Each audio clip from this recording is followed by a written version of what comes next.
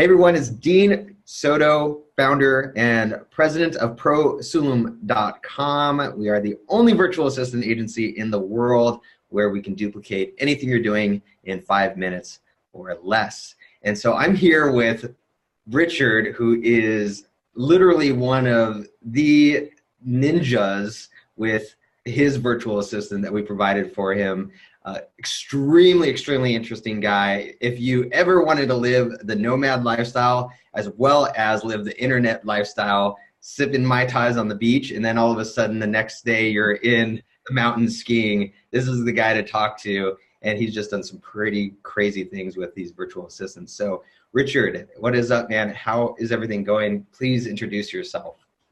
Yeah, it's going really well. And actually, you mentioned the beach. I'm sitting here in my RV, and the view across the street, I don't know if you can see, but that's the Gulf Coast. That's the beach right across from our house. So, yeah, we are literally, I could throw a rock and hit the ocean from here, just about. So,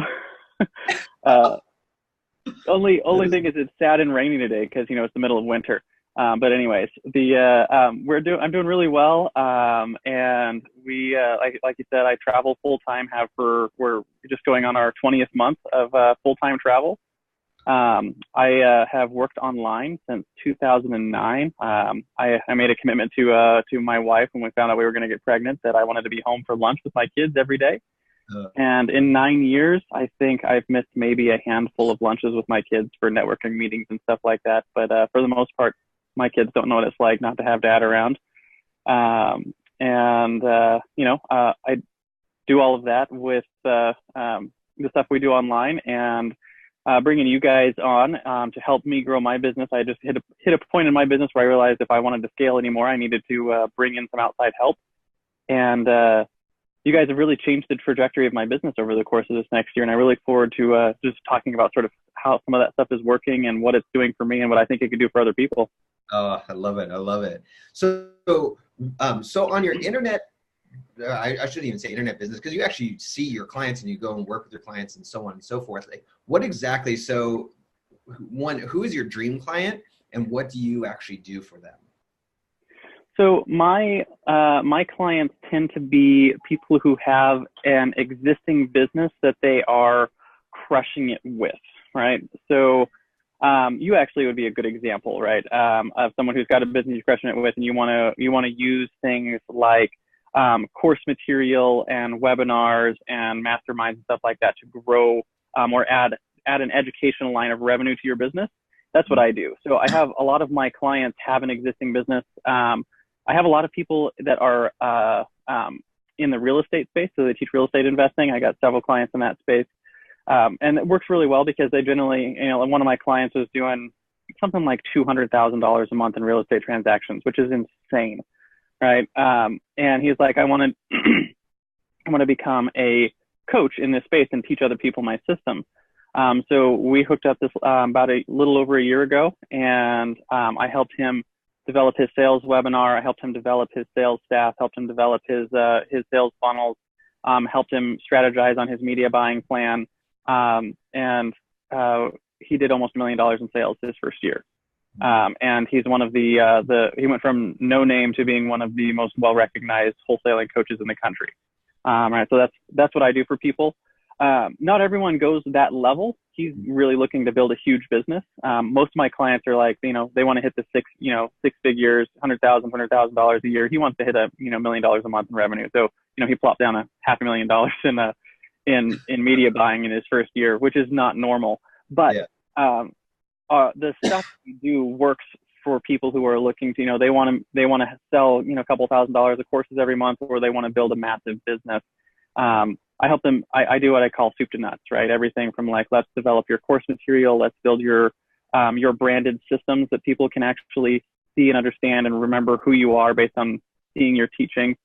And all the automations that go into it. And my goal generally is to help you add that educational line of revenue and have that take less than 4 hours a week of management for that part of your business. And so far we've succeeded with almost all of our clients for doing that. We also do we build a lot of back-end automations and everything. So I've got a number of clients who are very successful already. You know, they build a lot of courses and products, and we'll come in and we'll actually help them structure them all into a big long-term follow-up so they have a single funnel they can drive all their traffic to.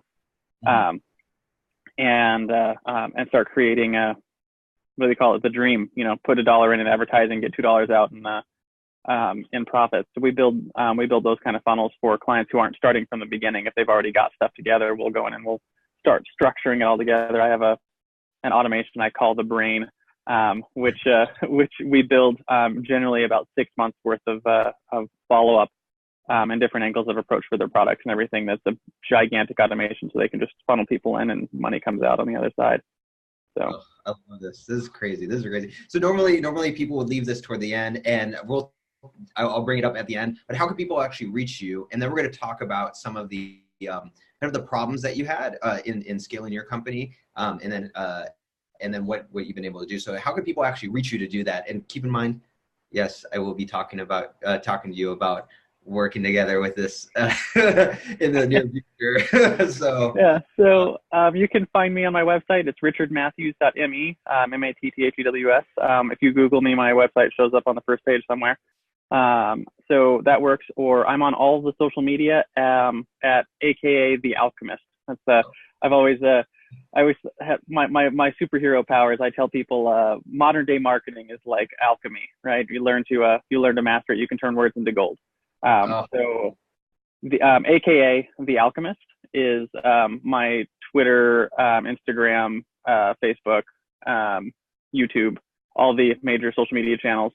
And I at least get notifications from all of them if I'm not posting to them regularly. So if you're on there, you want to find me, DM me on any of those places, and I can be reached. Probably the fastest would just be Facebook Messenger or something like that. Just message my page and I'll get the notification. I love it. Perfect. Cool. So first question actually with when it regards to how we met and everything and how we started working together, like have you ever worked with a virtual assistant before? Yes, I have been hiring and working with virtual employees for different projects probably since about 2012. And I almost always hired exclusively on a project basis, which I want to get into a little bit with you on how that was a problem for me. But yeah, I've been working with them since 2012, hired a number of people. A lot of them I've been working with long term. So I have a lot of experience with hiring people. That's great. That's awesome. So what was kind of the major problem? So you have all these virtual assistants that you worked with. You've been able to outsource them. What was kind of some of the major problems to being able to scale your business? Because when we talked, you were definitely only able to take on a certain amount of clients, and then almost like immediately after you were able to start scaling. So what was kind of like the big issues?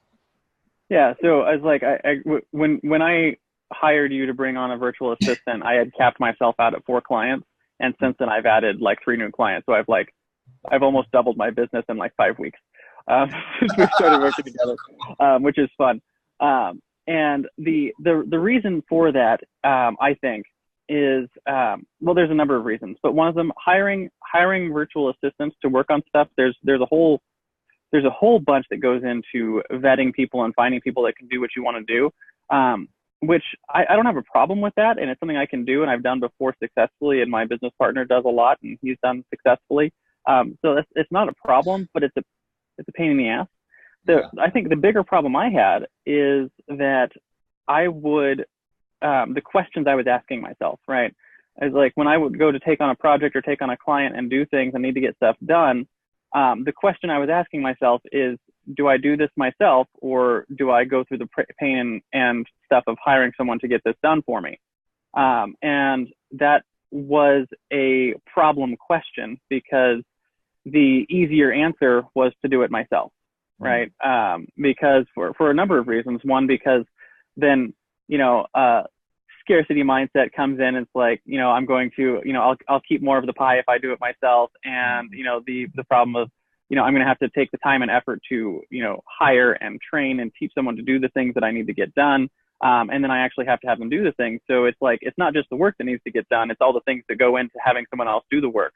So I was asking myself questions that were limiting me. And so I had just realized this last year because I got, my ass kicked by a couple of my mastermind buddies. Who were like, here, here's what you need to do. And it's like, these things, but sometimes you just need someone else to kick you in the ass and tell you how it is.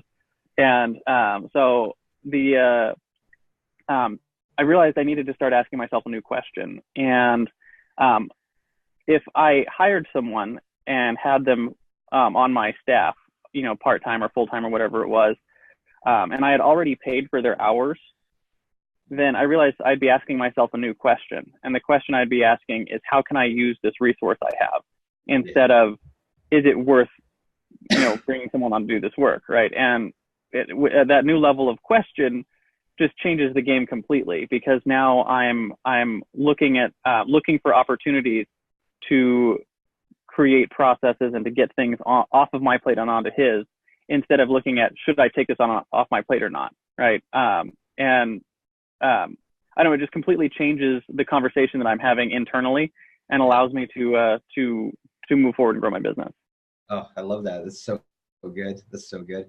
So with that kicking the butt from your mastermind group, which is awesome, that that obviously entailed, one, like you said, the kind of more of abundant mindset versus a scarcity mindset, and then also delegating.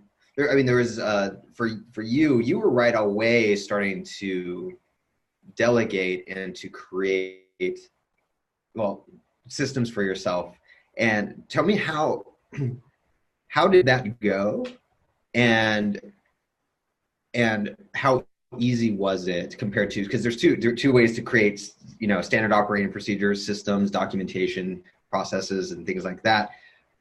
You can write it yourself and spend hours doing it, or you can do it the way that you're doing it. How did that go? So there was, I'm going to go through a couple of things here, a couple of thoughts that I had over the course of building this. The first one was just my own mindset for, because when you hire a VA, you're looking to get work done, right? But when you work with a company like Pro Sulum, your VAs are trained to do process documentation, to create standard operating procedures. And so the process it's like two steps. It's like step one, create your SOPs, have your VA do that. Step two, then have them implement said SOPs. And I know that it was a quick switch for me, but I saw immediately where that could be a concern for people. I just want to get work done. So I just had to immediately change the way I was thinking about that.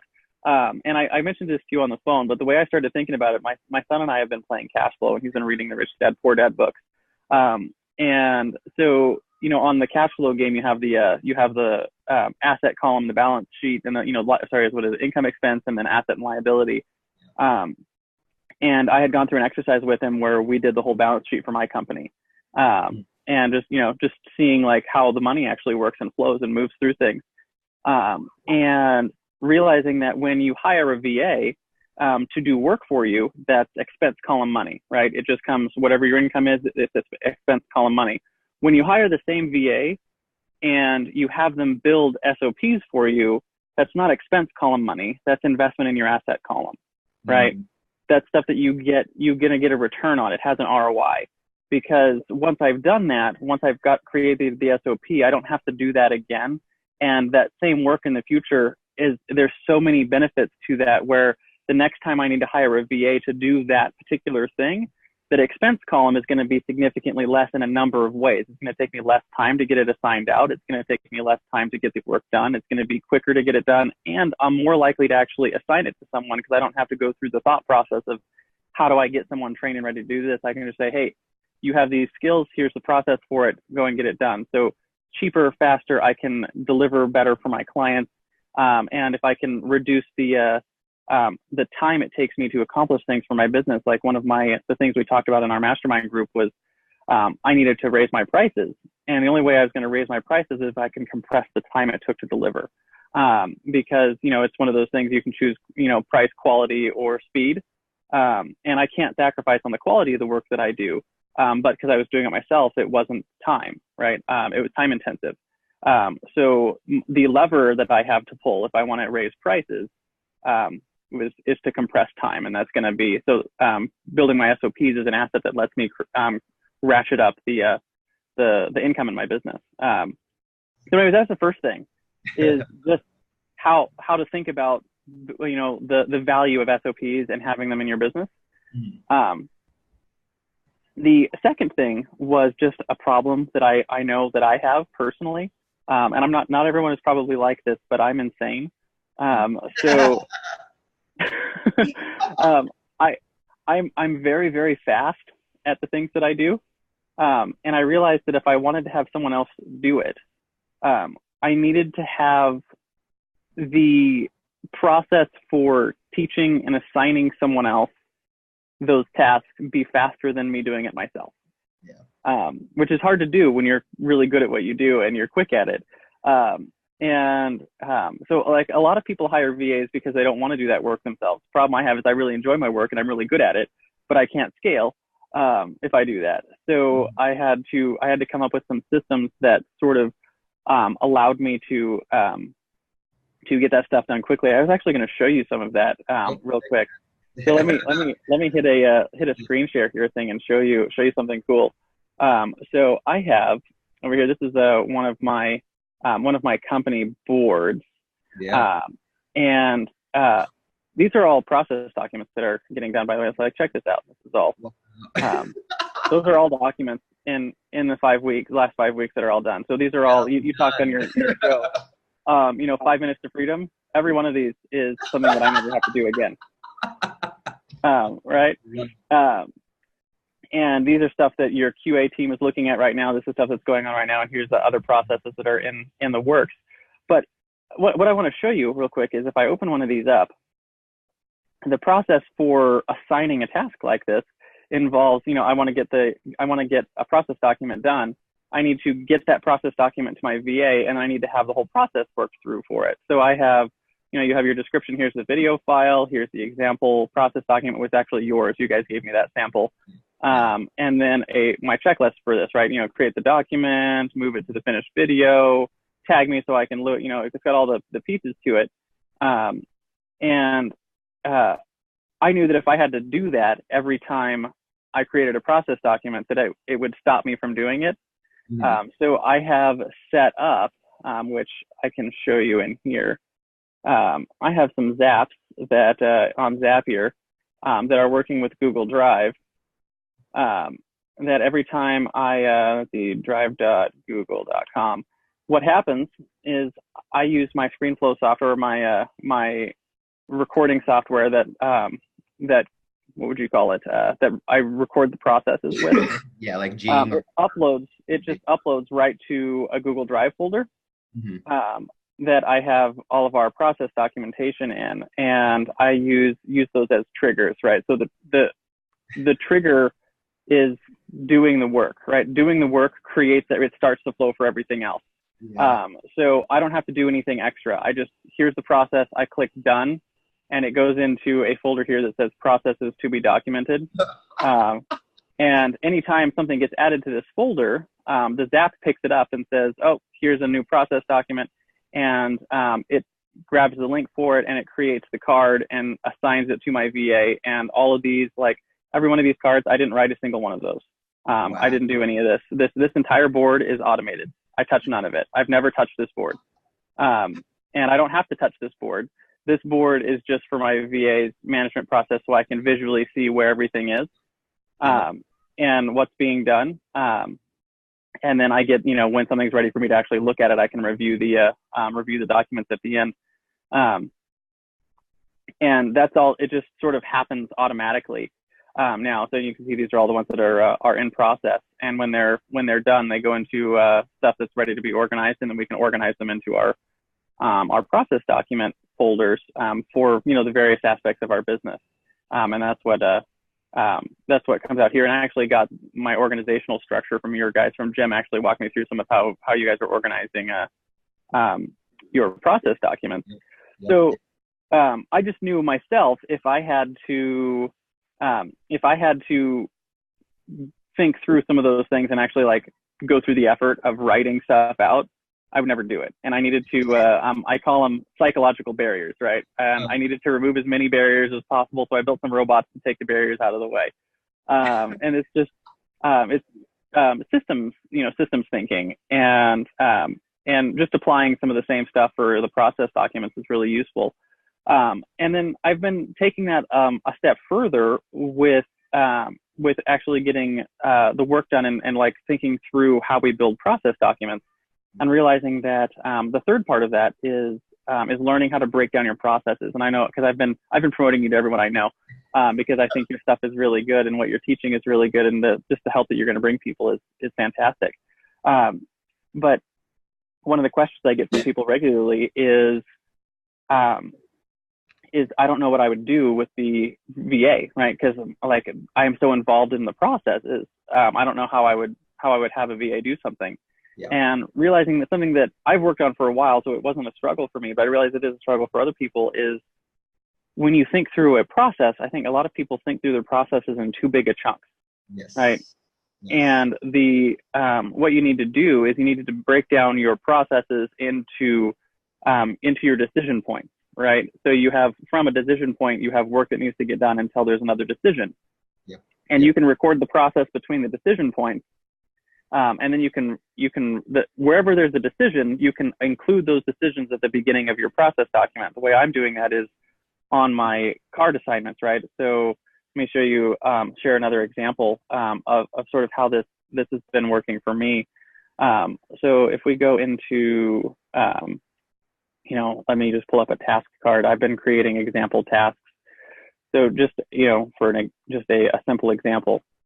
When you're creating, we do some really fancy stuff with Google Tag Manager. One of the first things we have to do is actually like hook Google Tag Manager up to some things. And so just thinking through the process of how do you create an account for someone, you have your decision points, right? Your decision points are, what's the account name? How are you going to name it? What's the container name and how are you going to name it? And what's the analytics ID that you're going to attach it to? So those are all the things that, like, if I'm doing it myself, I don't think through that stuff ahead of time. I don't go and think like, when am I going to make these decisions? Yeah. So when you're recording your processes, you have to think through, okay, what are the points where I'm going to be making a decision? Yeah. And you can front load those decisions. So when you create your process document for your VA, you can say, hey, when you get this process document, you're going to have these decision points already made for you. Yes. So I can hand the task over with the process document and say, here's your decision points you're going to run into during the process. So I front loaded the decision making, and then I can hand them that and move it on. And I do that with all of my tasks now. And if you can sort of think through your decisions and processes that way, you can make it so you can pull yourself out of a lot of the work, the mundane part of the work, and realize that this is a really basic one, but a lot of even your more complex stuff, if you realize that your thinking can be done ahead of time. Yes. And the thinking is the stuff you get paid the good money for. Yep. And you can include your thinking in your task assignment for the process, and then record the process with the thinking already done, which allows you to actually make use of your VAs in your process document. So those are really if I was going to break it down, those are the three big things: is building systems, removing psychological barriers, and then thinking through how you do your tasks. Oh, I love this. You've broken it down so well. And it's, cause like a lot of this stuff, obviously the psychological barriers, that's so cool of being able to set up your frameworks like that, your systems ahead of time that automate certain things where you're not having to think, like with your Trello cards, you do it, boom, and you go off and do whatever else you need to do.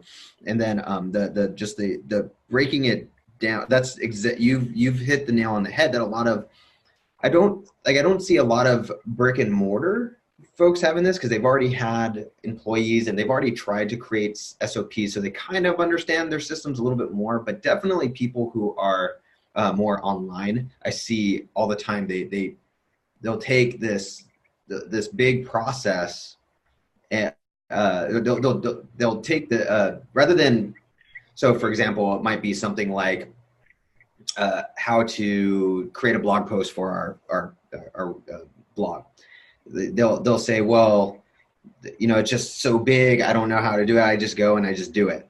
Whereas, there's certain aspects to it. Maybe there's a draft that you get from a transcript, and you grab that draft and you put it into Grammarly and you start changing whatever. This is the structure that we have it, and then from there, then you can have, that's a process for setting up the draft. And you have a process for taking that draft, putting it into your blog. Here's the process for getting pictures or whatever, like breaking it down to smaller things. And just like you, and then what I've been realizing is when you have larger assignments, like if I want to assign someone write a blog, and from maybe from a podcast episode or something like that, I have all the individual processes for, like, here's how you upload it to Otter and get the transcription, here's how you edit the transcription, here's how you modify it. The actual assignment to the person might be one Trello card that has a checklist. And your step one is, here's process document 1. Step 2, here's process document 2.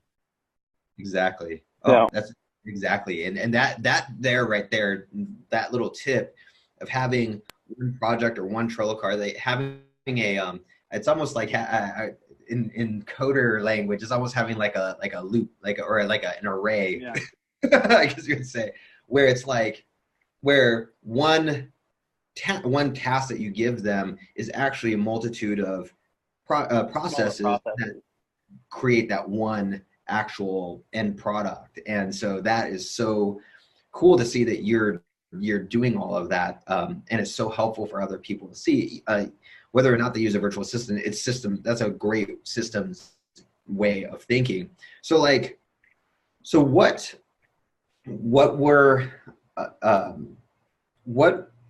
you had the 4-person limitation before. What do you have your guys doing now that can actually, what do you have your VA doing right now that actually helped you to get to an additional 3, almost doubling how many people you are able to work with?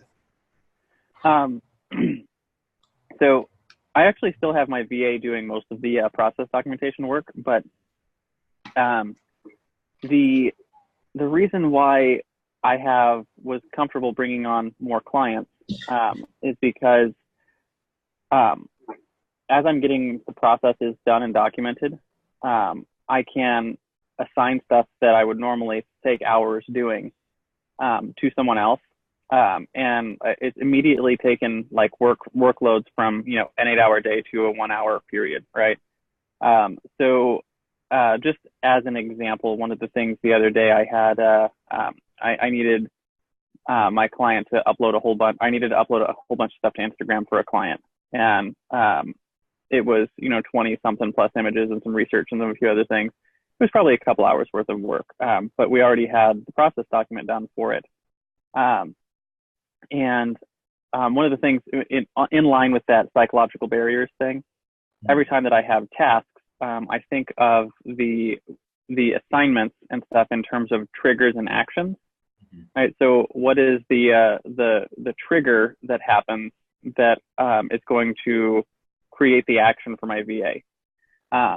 So as an example, the Instagram stuff, my client, that particular client is never going to learn to use Instagram themselves. It's just not a thing that's going to happen.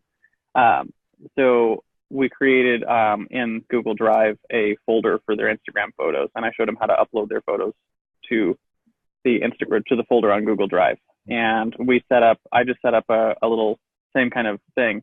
Anytime a photo gets uploaded, it creates a Trello card. It gets dropped into the first priority client work stuff with all the decisions already pre-done. Right? Here's the hashtags that we use. Here's the process document attached already. Here's how we need to drop it into the review pile when it's done. How when the task is done and all the things. It's all just created, where my involvement in that process doesn't exist.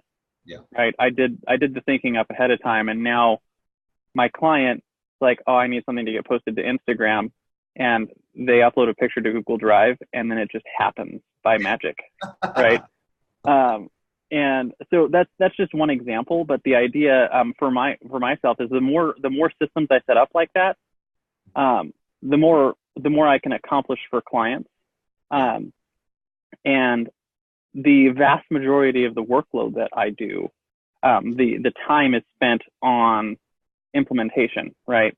So I will spend an hour on a client or an hour on the phone with a client. We'll go through strategy where it's like, okay, here's the funnel that we're going to build. Here's the webinar that we're going to build. Here's the big complicated automation that's 6 months long and takes me 4 or 5 days to build of my own time. And I can now take all of that where I say, here's the process document and here's the few decisions we talked about on the phone. Now I need someone who does the clicking and dragging and dropping and putting those things in, right? Yeah. So my workload went from 5 days to 1 hour. Yeah. For a particular thing, because for me, it doesn't matter if it takes 5 days for my VA to do it, right? Because the process document's done. Like I just need to, here's the decisions we talked about. Like, so, if we front loaded the decisions, I can put all those into the assignment with all the processes that he needs, and then it'll just get done. So the other day, I was talking, I think I mentioned this to you. I had a whole bunch of things. I had probably 8 hours worth of work to do. And in the morning, I just recorded all of them, all the documents, recorded all the processes. And I told my VA, I said, hey, do the process documents for these second, but I actually need this work done first. So watch the videos, do the work, and then do the process documents afterwards. Yeah. So I spent about an hour recording all the things that needed to get done. And I gave them all to my VA, and then I just shut the laptop off. And my toddler is really into this little flip book that has pictures and words and stuff on it, and she's learning to identify things. I spent like 4 hours pointing at pictures with my 2-year-old. And at the end of the day, I came back and checked on it. All of that work was done. Plus, I had 3 or 4 new process documents for that work, so I wouldn't have to do it in the future. Right? So that's so cool. Yeah, that's what having systems and processes do for you. Anyways, 5 hours to like 1 minute. I love that quote that you said. You're just like, I just do this, blah, blah, blah. Or spending 1 hour on process videos and saying, hey, it would normally take 8 hours to do 1 hour on process videos, then tell your guy, hey, do these first and then do the process docs.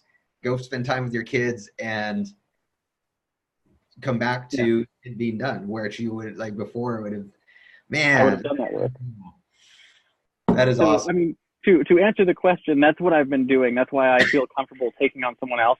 And I actually need to, when we're done with the call, I need to work with you a little bit. I need to hire the rest of Mark's time. Anyways, the other thing that I've noticed that I've started to do is running into things that like my clients were struggling with that I would never have had time to do for them. I have the freedom to take some of those things off of their plate. Just for instance, one of my clients has a copywriter and they send out a daily email to their list. And his copywriter sends them the email. And then my client would then take that email and go and stick it into Infusionsoft and pick the list and, set it all up and do the copy and pasting and the formatting and the attaching the links and whatnot.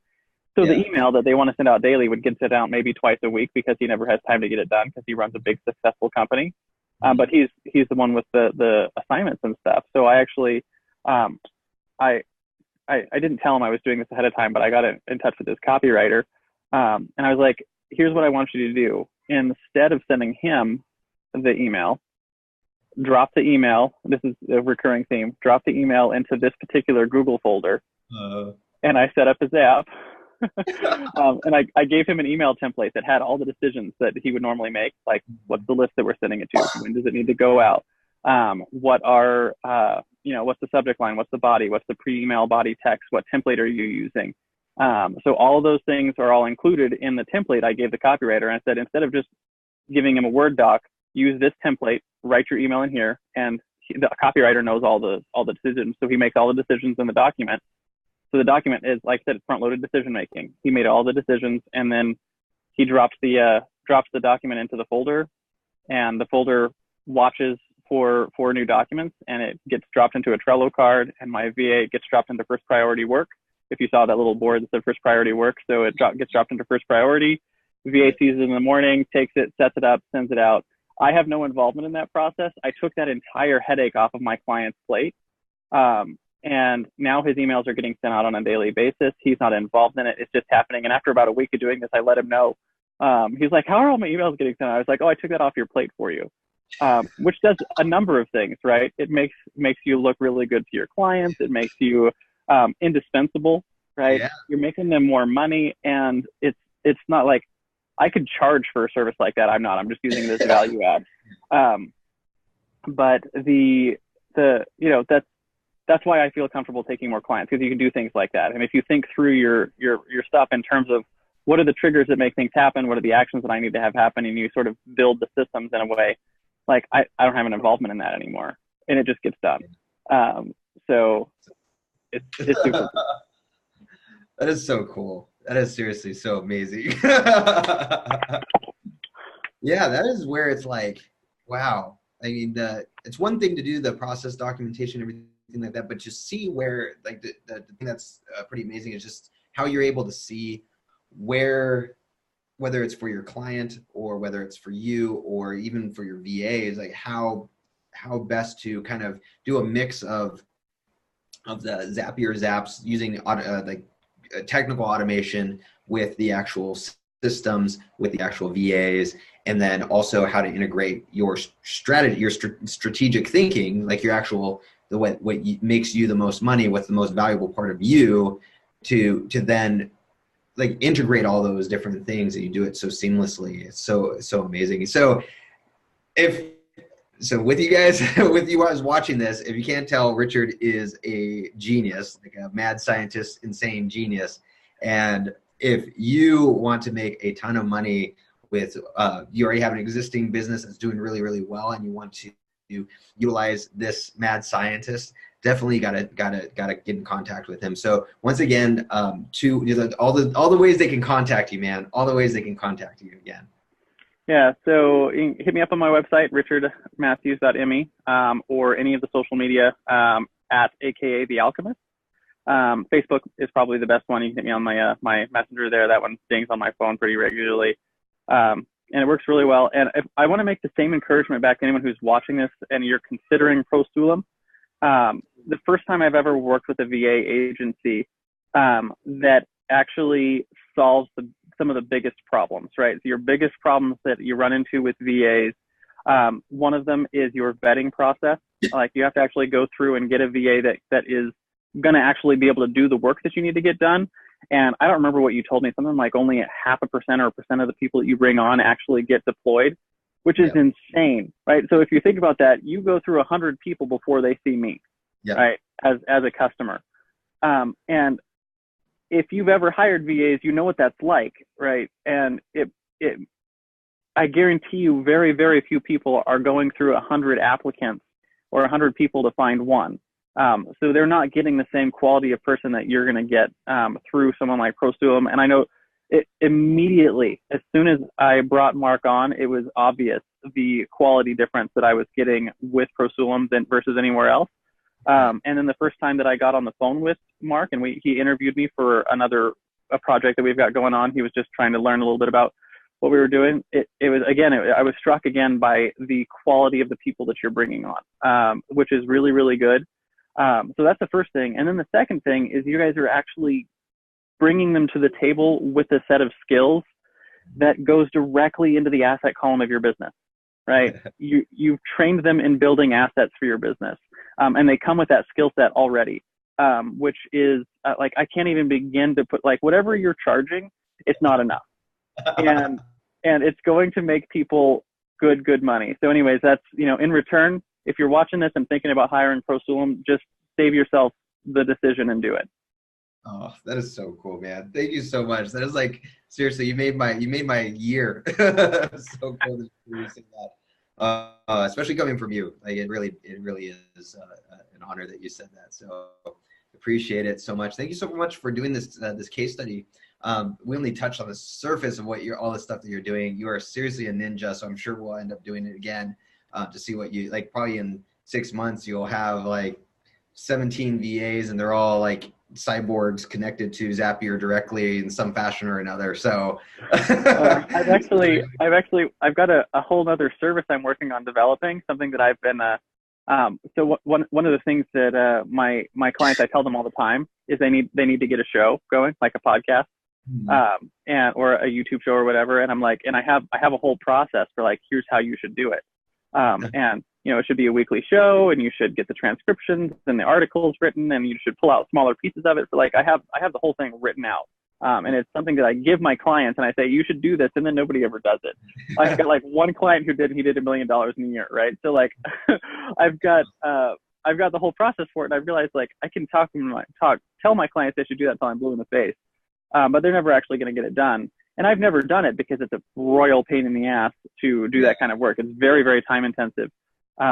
So I'm actually going through now and having Mark, my VA, process document all this stuff. And I actually just had a client, I told him about the service, and he was like, I'm sold. Where do I sign on the dotted line? Right. And he's actually going to be paying for all the costs for my VA to basically build that whole business, which is great. So, if you're, so I pre-sold the service to pay for the VA so I could build the service that would do the service. Like, I don't know. It's just fun ways to use your VAs, right? To just, develop something out of scratch and use, and it's something that I know I can deliver on. Yeah. Because I'm going to have the people who can do the delivery. And so I pre-sold it. As I said, he asked me last night, he was like, what's the bro rate? And I was like, the bro rate is the hard cost for my labor. Right. and so I'm going to have him basically pick up the tab for training my VA, so that I can scale that to other people. Cool. Which now there's another service offering, the podcast system to grow your business tremendously. To grow an audience, yeah. So that's not available yet, but it will be shortly. And again, that's because of the staff and the hiring that you guys offer. Gives me the confidence to do things like that and know that I can actually put the team together to make it happen. Oh, that is awesome, man. Oh. Yeah, you blow me out of the water. Like, even just using, I'm like, yeah, teach me how you're using these VAs. That's funny because you guys do all the VA stuff. So it's amazing. It's amazing seeing what you're able to do. It's really cool. You're taking out what we do and then brought it to a next level. And maybe and we already talked about working together too. So we'll see how that goes. So. But anyway, thank you so much for being here. I really appreciate it, man. It's been an honor and such value to everybody who's watched this case study, because it just shows you what you can do, and with a little bit of systems thinking and with a really good VA that's based around systems. So thank you so much. Yeah, but by the way, all of that stuff that we talked about was with a part-time VA. Like, that wasn't even full-time. That's true. I was like, so I'm 20 hours a week, you can change your business completely. And it's like, I'm just, I'm already at the point where I'm like, okay, I'm going to need to hire the other 20 hours because I have more things to do with it. So, systems allow you to grow your business really quick. So cool. Oh, I love it, man. I love it. Thank you so much again for being on, and I can't wait to talk to you soon, man. Absolutely. Thanks for having me. Oh, cool, man.